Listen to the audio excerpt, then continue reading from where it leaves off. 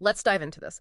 We're looking at the sources you shared, focusing on a really tough case from 2012, the unsolved death of Jenny Atkinson near Mantua, Utah. Right. And our goal today really is to unpack what the sources present, the facts, the timeline, the challenges, and try to get a handle on the questions that are still just hanging there, over a decade later. Yeah, and it's clear right from the get-go in the materials how incredibly difficult this case was. Yeah. I mean, the condition her remains were found in, plus the specific circumstances around the discovery, it created huge problems for investigators immediately. Absolutely.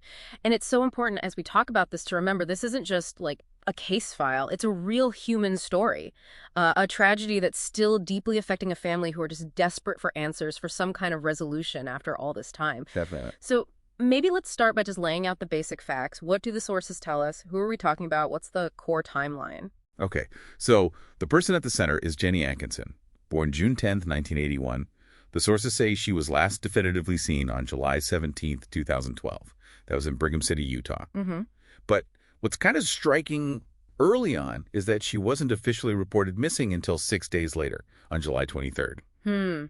That almost week-long gap right there between when she was last seen and when the report went in? That's one of those initial question marks the sources really highlight, isn't it? A whole period where her whereabouts are just unknown. Totally unknown. And then, tragically, her body was discovered later on. When was that? It was about 3 weeks after that last sighting, actually. Yeah. August 10th, 2012.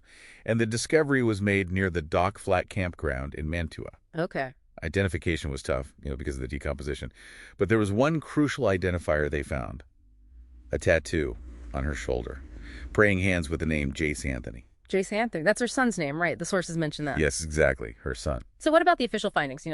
Cause of death? Well, this is where it gets really complicated.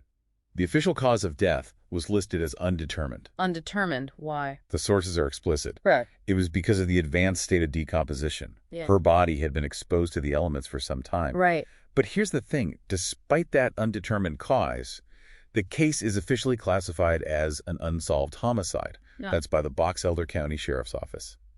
The case number, for reference, is 12002648. Okay, so right away, you've got this fundamental conflict, or maybe ambiguity is the word. It's an unsolved homicide, officially. But the actual how or why, medically speaking, couldn't be pinned down because of the condition she was found in. Precisely. It creates a real challenge from the start. Before we dig deeper into the discovery itself, the sources give us some really important background on Jenny's life. What did her family share about her? Yeah, they did. Her sister, Sheree Thomas, she described Jenny as, well, a fighter right from birth. She was born really premature, like 3 months early. Wow. And she was diagnosed with cerebral palsy. That affected her muscle control, gave her a pretty significant limp her whole life. And the sources suggest that physical difference, it led to some really tough times for her growing up. Bullying in Brigham City, finding it hard to make close friends. Yeah, it sounds like those experiences really shaped things for her. But, despite all that, her sister also painted this picture of someone with an incredibly upbeat personality. Someone whose smile could light up a room. And she was fiercely loyal. Would do anything for a friend, is how her sister put it. It sounds like someone with a really big heart, maybe, really wanting that connection and acceptance. Her sister even wonders in the sources if that deep desire to belong might have been a bit of a downfall sometimes, maybe led her to fall in with, quote, the wrong group, especially after facing that kind of social difficulty. That makes sense. That longing for connection, particularly when you faced rejection, it can definitely make a person vulnerable. Later on, Jenny became a mom herself to her son, Jace. And the sources are honest. They mentioned she did struggle with drug use for a period. But she took a huge step to deal with that, didn't she? Went into rehab down in Las Vegas. She did. And importantly, she successfully completed the program. That's huge. Yeah, she came back to Brigham City, really determined, it seems. The sources say she was actively trying to build a stable life, even enrolled at Bridgerland Technology College. Okay. So really trying to move forward. Definitely. And another thing the sources emphasize is her faith. Apparently her relationship with Jesus, Scripture, that was really central to who she was. So you paint this picture of someone who faced, really significant challenges, physical disability, social hurdles, addiction, but showed incredible resilience, actively working towards a better future for herself and her son. Exactly, which makes her just disappearing. It's even more jarring, Yeah. Let's go back to that timeline then, that last sighting. Okay, so the last confirmed time anyone saw her, according to the sources, was Tuesday evening, July 17th, 2012. She dropped off Jace, her son, who was 12 at the time, for a sleepover in Brigham City. Okay. Standard parent stuff. Right. And the plan was simple. She was supposed to pick him up the next morning, Wednesday the 18th. But she never showed up. Never showed. And naturally, the family started getting worried. Calls weren't answered, texts went unreturned over the next few days. This just wasn't like her. So they knew something was wrong. Yeah, they felt it. After several days with absolutely no word, her father, Arthur Atkinson, he went to the Brigham City police and officially reported her missing. That was on July 23rd. So again, that 6-day window. Tuesday evening last seen, the following Monday reported missing. That's a critical gap, isn't it? Just a total blank in the sources about where she was or what happened to her during that time. A complete blank. A critical unknown. Which then brings us forward to that awful discovery nearly 3 weeks after she vanished, August 10th. Yes. Her body was found by some kids, actually.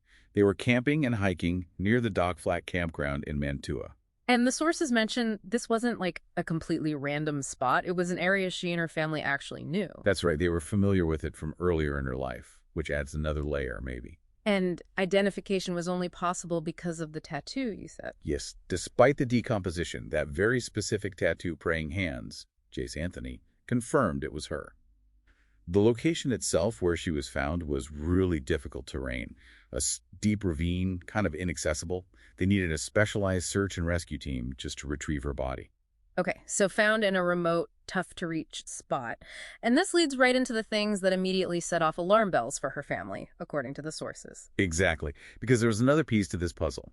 Jenny's car, her Navy Toyota Scion, was found several hundred yards away from where her body was located down in that ravine. Right, and the family just didn't buy it. They were immediately skeptical about her driving there and ending up in the ravine. Very skeptical. Her dad, Art Atkinson, he's quoted, pointing out the roads getting into that specific area, especially the last bit, were very ruddy, really rough. He called her car a little Xbox car, basically saying it was totally unsuitable for that kind of terrain. No way she'd drive it up there, in his view. So that's one piece, the car and the road, that just felt wrong to them. But maybe even more significantly, based on what they share in the sources, was where her body was found relative to Jenny's own physical abilities. Yes, this was huge for them. They knew her limitations intimately. They felt absolutely certain that her cerebral palsy, the significant limp it caused, it would have made it physically impossible for her to get down into that steep, dangerous ravine on her own. They just couldn't see how she could have navigated that terrain. No way. So for the family, these inconsistencies just screamed foul play. The car's location, the unsuitable roads, and her body being found in a place that they were convinced she couldn't physically reach by herself. It just didn't add up to an accident in their minds. Not at all. And yet, the official investigation, as the sources detail, ran into those major roadblocks we mentioned. The Box Elder County Sheriff's Office was handling it. Yeah, and the biggest hurdle, like we said, was the condition of her body. The official statement from the Utah BCI, that's the Bureau of Criminal Identification, it noted no obvious signs of foul play. Right there, the immediate scene. Okay, no obvious signs at the scene. But crucially, they also stated the official cause of death could not be determined due to advanced decomposition. Right. So that official sort of ambiguity about how she died, it stands in really sharp contrast to what her family felt, doesn't it? Based on the circumstances, based on knowing Jenny, they were convinced it was foul play. Her dad, Art, was quoted saying, something fishy, something suspicious. I don't think it was an accident. Exactly. There's a real disconnect there between the official findings, limited as they were, and the family's gut feeling based on the whole picture. Have the authorities said much since? They've stated the case has been worked extensively, but they also readily admit that questions still remain. And that decomposition issue wasn't just about cause of death. It almost certainly destroyed potential trace evidence, too. Ah, right. Things like fibers, DNA. Exactly. Any physical clues, biological material that might have pointed to what happened or implicated someone else, likely lost to time and the elements. So without that clear forensic proof of homicide, the path to justice gets way harder. It really hinges on finding other kinds of evidence, maybe witnesses finally coming forward or some other kind of breakthrough later on. Makes it incredibly complex, yeah. And so now, over a decade later, it's officially an unsolved homicide, a cold case. That's the status. And it reflects all those challenges we've talked about. Yep. The decomposition obscuring the cause, no clear forensic signs at the scene, the remote location, and the fact that, publicly at least, no direct evidence or witnesses have surfaced to explain how she got there or what happened. But the sources are clear that people haven't entirely given up. Efforts are still being made, right? Yeah, absolutely. Groups like Project Gold Case, they featured her story back in 2022. The whole point is to raise awareness, keep her name out there, keep the case visible, hoping it might just jog someone's memory or conscience. And the Utah BCI, they still have her case active on their cold case website. They do. Her details are there. Contact info is listed. They're still asking for tips. Let's mention those numbers again. The Box Elder County Sheriff is 435-734-3800. And the Utah DPS Cold Case Tip Hotline is 833-DPS-SAFE-A. That's 833-377-7233. And it's worth remembering, cold case just means there aren't active leads right now. It doesn't mean the case is closed forever, files stay open. There's always that possibility that new information could come to light maybe years down the road. Someone's situation changes, maybe an allegiance shifts. Right. So the hope is still there, even if it feels distant. The lack of recent news obviously reinforces that cold label, but seeing it listed, knowing the family is still fighting, it shows it's definitely not forgotten. Which brings us to probably the most painful part of this whole story. The ongoing impact on her family. Yeah, the sources really convey just how devastating this has been. Her sister, Cherie, described how Jenny's death just tore apart their family, created deep pain, even affected relationships within the family. You can almost feel their anguish, especially in those early weeks. After she disappeared, but before they found her body. Her dad talking about how much they missed her, describing her as a happy person with a good sense of humor, even before they knew the awful truth. And Cherie Thomas, her sister, she's really stepped up as an advocate, hasn't she? Using things like annual Facebook posts specifically to keep her sister's case alive, keep fighting for justice. Yeah, and that kind of advocacy by families, it's unfortunately pretty common in these cold cases. Yeah. But it's such a heavy burden. They're dealing with their own intense grief, but also trying to push against, the system, the passage of time, the way public attention fades. It's exhausting just thinking about it. Totally. And their absolute conviction, which comes through so clearly in the sources that this wasn't an accident, that it had to be foul play. That's clearly what keeps them going. That drive for answers, for accountability, fuels this long, painful search. It's really a testament to their love for her, isn't it? And just this unwavering hope that the truth will eventually come out. It really is. So when we step back and look at everything the sources present about Jenny Atkinson's case, the central mystery is still just sitting there. How did she, given her known physical limitations, end up in that incredibly difficult ravine, especially with her car found somewhere else entirely? Right. And what actually happened to her? What were the circumstances of her death that were tragically obscured by the decomposition? And you really see that gap, that chasm we talked about, between the official findings, undetermined cause, no obvious signs of foul play at the scene, and the family's absolute certainty, based on knowing Jenny and the situation, that she was murdered. It's a stark contrast. And it reminds you that for the people who loved her, this case isn't cold at all. It's a constantly open wound. It's this ongoing fight to make sure her story isn't forgotten before they get justice. Yeah.